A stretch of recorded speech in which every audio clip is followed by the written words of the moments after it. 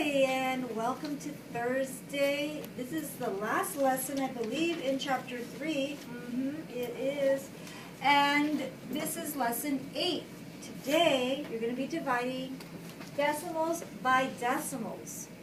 One thing you need to know is the big idea says when you're dividing decimals, change the divisor to a whole number. In other words, you cannot have a decimal in the divisor. You've got to move it out and to the end. Let's take a look at the first example. I have 1 71/100 divided by 9 tenths.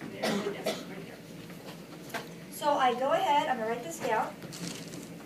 I have the 9 tenths on the outside at the divisor, and the dividend is 1.71.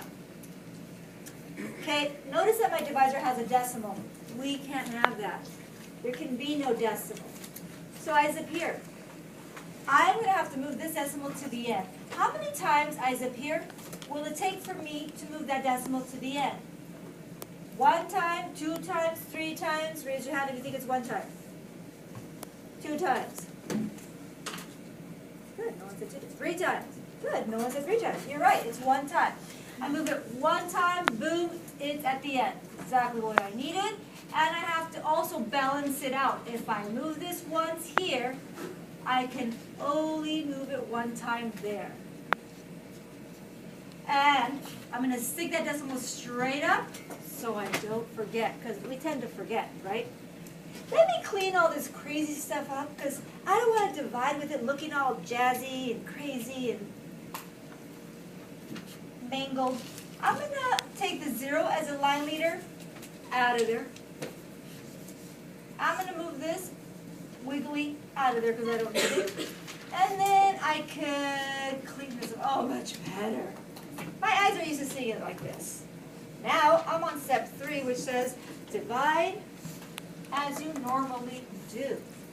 So, close up of this, Haley, you can. 9 does not go into 1, but it does go into 17. It goes into it how many times? Once. So I subtract, I get 8.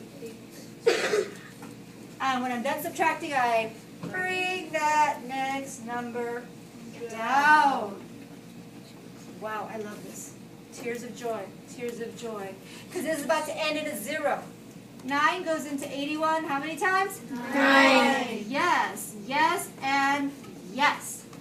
Because if not, I have to keep on trucking. When you're working with decimals, you keep trucking till you get a 0 or it starts to repeat. I love it when it ends with a 0. That's a thumbs up for me. Over here, I'm going to now divide 52 by 4 tenths. I got to move it. How many times, class? Do I move the divisor, the decimal? Once. And wait, what? There's no decimal here. Am I done? You got to stick the decimal in there. Believe it or not, when there's no decimal, you got to stick that decimal in there. And guess what you're going to do? Move it. Move it once. Well, what do I put in that little wiggly? I got to put something there. Park my car, put a watermelon. What should I put there? What should I put there? 0. 0, thank you. Now I elongate the bar, and I always clean it up because this looks like a hot mess. I don't know what I'm dividing. What is this? No 0 for a line leader. This is already at the end. That moved to the end there, and I'm going to put a decimal there. 4 goes into 5. Once. Subtract, bring the next number down. 4 goes into 12. 3. Subtract, 0. bring the next number. You brought something down, you got to put something on that house. What do you put there? 0. There's your answer. My last example is 1800. Whoa, that went crooked and bad. And it's still crooked and crazy. Much better.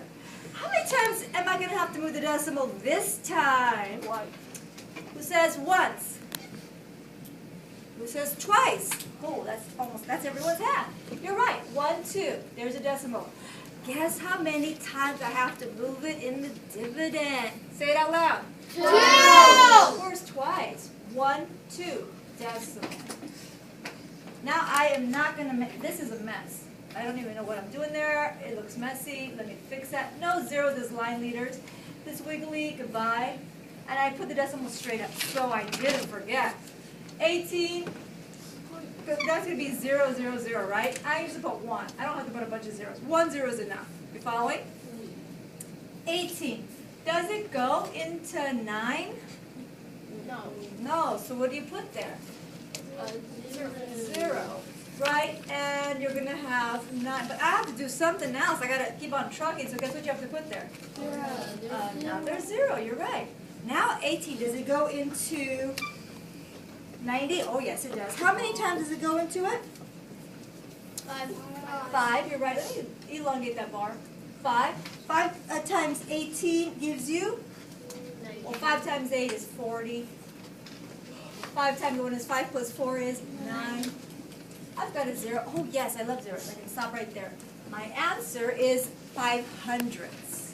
So there's our 3 examples. Sometimes you got to move it once. Sometimes there's no decimal and you got to stick it in there and then move it exactly however many times you moved it in the divisor.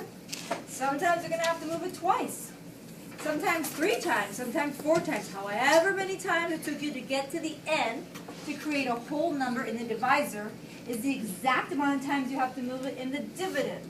You must match it or you will not get the correct answer. Okay? Bye.